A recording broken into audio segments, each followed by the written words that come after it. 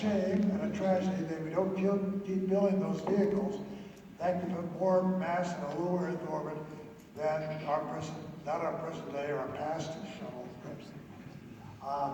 That's Brett Hayes getting suited up on the day, and next to him is Jack Schleicher, still trying to figure out how he got on the flight.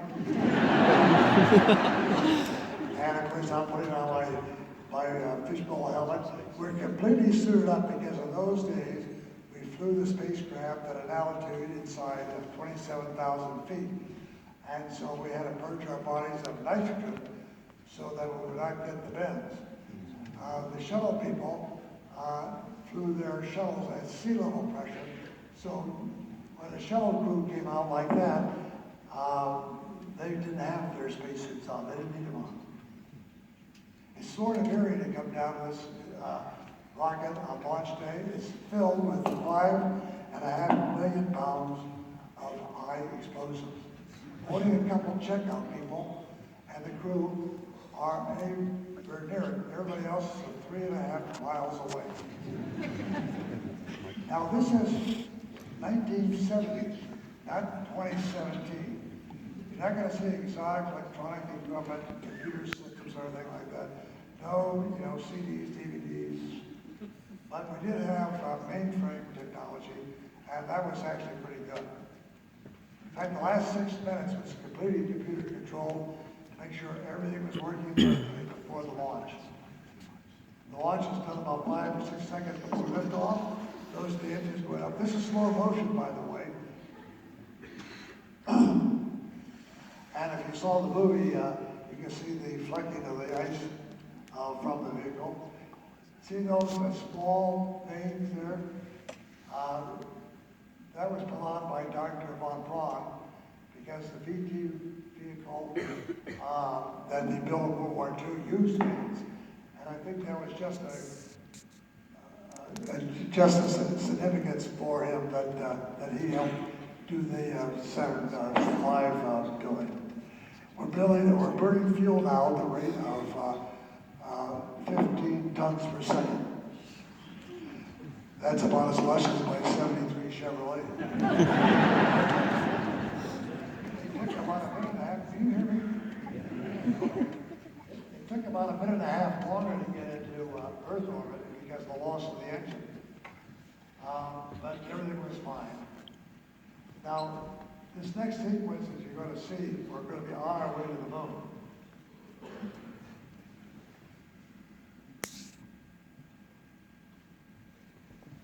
I think we're going to be on our way to the moon.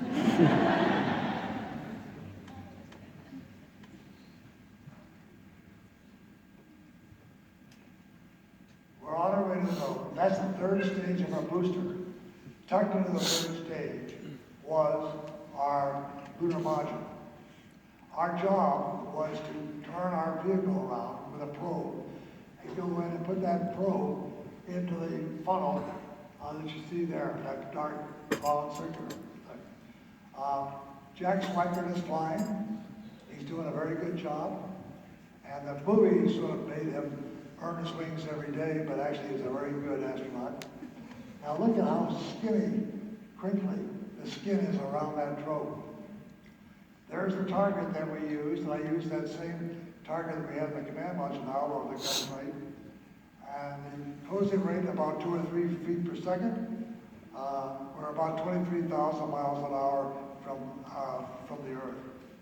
And we slowly drive the probe into that tunnel, into the drone. Now you'll see the shadows of the probe come across the skin as we dock the lunar module with the command module.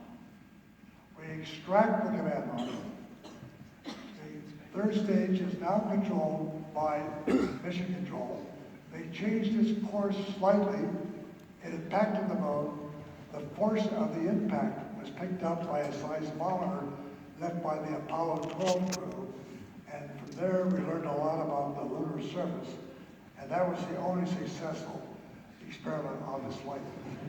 This is the second day out when we're doing the TV program. Take a look as this camera swings around, showing this guy on the left-hand side. I think he's asleep. igniter, and just after that, the explosion occurred. My wife was in the control center, left just prior to the explosion. We had to say goodbye, of course, to the moon. This is the dead command module now, taken with a movie camera with a wide-angle lens. And as it swims around, you see the hatch that covered the tunnel right there. Now it's tied to a couch. And then, of course, we went into the lunar module to see how we can use it to get home. You know, it's strange in going to the moon especially, there is no up or down. When it's one man's right side up, it's to another man's upside down. And I guess the perfect spacecraft would be inside of a sphere, whereby you could go all which way so you wouldn't care which was up or down. And it looks bigger than it really is because of that wide-angle lens. Meanwhile, back at the control center, things have changed, of course. They brought in all sorts of people. Procedures that usually took weeks to develop and weeks to test are now being done in just hours, and they have to be right. They call in all of these NASA people they can think of, contractor people. That's Tim Madden. Can you imagine his emotions? Secretly, he was mad not to be on. Now secretly elated he's not on. There's the three of us. That's right in the middle. And we're on our way home, and we're noticing I'm rubbing my hands because the temperature kept dropping. It got down to about 34 degrees Fahrenheit by the time we got home. And he's one that has to look at the procedures to get the command module working again. Fred's taking a selfie. Now here's where initiative took effect. In the lunar module, we had canisters to remove the carbon dioxide. Fully enough for 2 people for 2 days. We were 3 people for 4 days. The canisters were being saturated. We had those round canisters in the lunar module, and only enough for 2 people. We had square canisters in the dead command module, plenty of them, but you couldn't put a square canister into the round hole of the lunar module environmental system. So Mission Control came up with this idea to use a piece of plastic covered from a manual, an old sock, and duct tape. My God, they worked. We were able to bring the concentration of carbon dioxide down to a livable level. There's Fred. He sees the Earth go by at 140,000 miles out. So if you want to know how small we all are, you can just put your thumb up and hide the Earth completely at just 140,000 miles out. Try to get a little sleep. I think that's Jack that's sleeping in the tunnel area there. And then we have, I think, that's Fred. He's sleeping there. Notice that he keeps his hand in his blouse. On a previous flight, another astronaut by the name of Pete Conrad was flying in a completely darkened spacecraft, trying to get some sleep.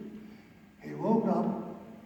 He saw this strange eye looking at him in the face. Scared him half to death. Thought, well, maybe there is such a thing as UFOs or something like that. Turned out his arm had drifted up. He was looking at the luminous dial on his wrist. Now everybody gets this. Now here is where 3 men are trying to figure out where to store urine for 4 days. Because they said, don't jettison anything over the side, it might change the course. And this last maneuver, trying to get back in, the Seas of the Pacific River, that was the Earth, and that is some still photos taken of the service module when we jettisoned it, showing us the big hole in the side where the whole panel had been taken off. And we wondered if that explosion had damaged our heat shield coming in, because the temperatures get down to 5,000 degrees Celsius there. We would have just been toast. Fortunately, the heat shield stayed intact. And the last, of course, crisis, those 3 parachutes.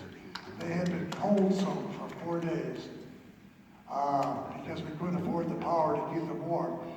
And if they hadn't fired, we'd been right on course and everything, but of course coming in too fast into the ocean, that would not be survivable. We have a helicopter now taking these pictures as we landed. The ship's about 1.5 miles away.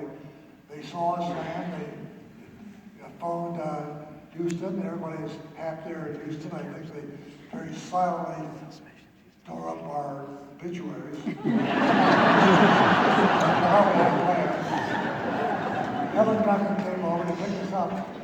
This helicopter, by the way, number 66, very famous. I picked up about 4 or 5 other crews on these Apollo flights, and we got aboard. The Navy doesn't have these any longer. We borrowed a couple civilian models and had them repainted Navy 66 like you see there. And we went aboard the carrier. The carrier was the Iwo Jima. The movie had its sister ship in it, not the Iwo Jima. And there we are. Went over to thank the captain for being in the right spot to pick us up. And then the chaplain gave a prayer of thanks to the millions of people who prayed for our safe return. 35 countries offered water recovery assistance for us. Countries like Paraguay, Czechoslovakia, they don't have coastlines. Meanwhile, back at the, we were able to talk to the president and our wives, actually. I'm talking to my wife. Fred Hayes is talking to his wife. I forgot to mention, Swankin is also a bachelor, talking to every single stewardess on Easter Island.